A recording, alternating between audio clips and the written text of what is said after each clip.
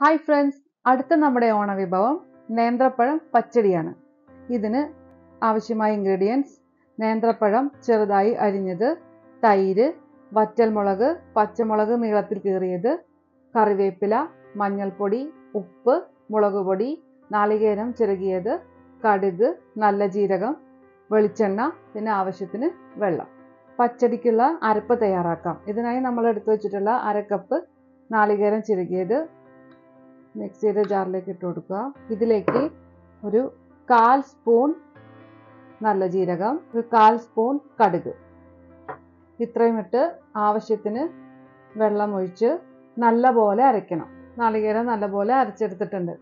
ഇനി നമുക്ക് അരിഞ്ഞു വെച്ചിരിക്കുന്ന നേന്ത്രപ്പഴം വേവിച്ചെടുക്കാം. ചൂടായ ചട്ടിയിലേക്ക് നമ്മളെടുത്ത 1/4 കപ്പ് നേന്ത്രപ്പഴം, ഇതിലേക്ക് 1 സ്പൂൺ മുളക് പൊടി, 1/2 സ്പൂൺ മഞ്ഞൾപ്പൊടി, ആവശ്യത്തിന് ഉപ്പ്, പച്ചമുളക് നീളത്തിൽ കീറിയത് ഒരെണ്ണം, ഇനി 1 കപ്പ് വെള്ളം ഒഴിക്കാം. നന്നായി ഇളക്കി യോജിപ്പിച്ച് മൂടി വയ്ക്കാം നമുക്ക് വേവിക്കാനായിട്ട്. വേവിച്ചു വെച്ച നേന്ത്രപ്പഴം ഒരു പാനിലേക്ക് മാറ്റിയിട്ടുണ്ട്. ഇനി ഇതിലേക്ക് അരപ്പ് ആഡ് ചെയ്ത് കൊടുക്കാം. അരപ്പ് ആഡ് ചെയ്ത് നന്നായി മിക്സ് ചെയ്ത് ഒരു 2 മിനിറ്റ് നേരം അതൊന്ന് ചെറിയ തീയിൽ വേവിക്കണം.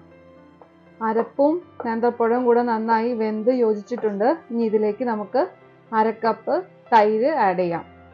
എപ്പോഴും ഫ്ലെയിം സിമ്മിലായിരിക്കണം.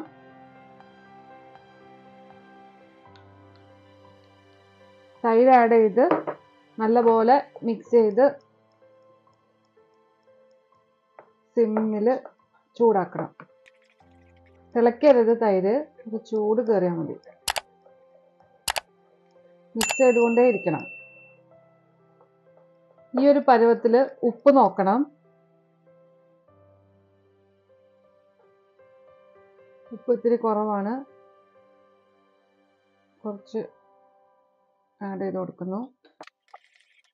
തൈരും ഇതിൻ്റെ കൂടെ നന്നായി സെറ്റ് ആയിട്ടുണ്ട്.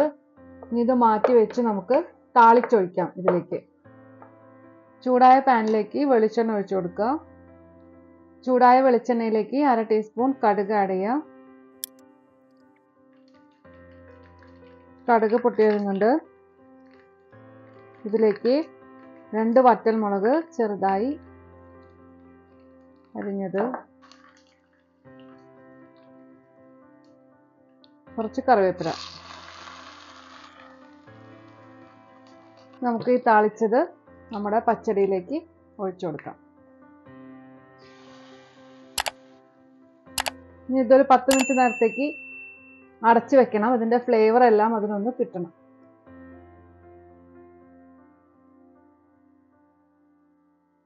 ഓണം സ്പെഷ്യൽ പഴം പച്ചടി ഇവിടെ റെഡിയായി കഴിഞ്ഞു. ഇത് സെർവ് ചെയ്യാൻ നേരത്ത് നല്ലപോലെ ഇളക്കി യോജിപ്പിച്ച് സെർവ് ചെയ്യാം. ഇനി അടുത്ത ഓണ വിഭവമായി അടുത്ത എപ്പിസോഡിൽ കാണാം.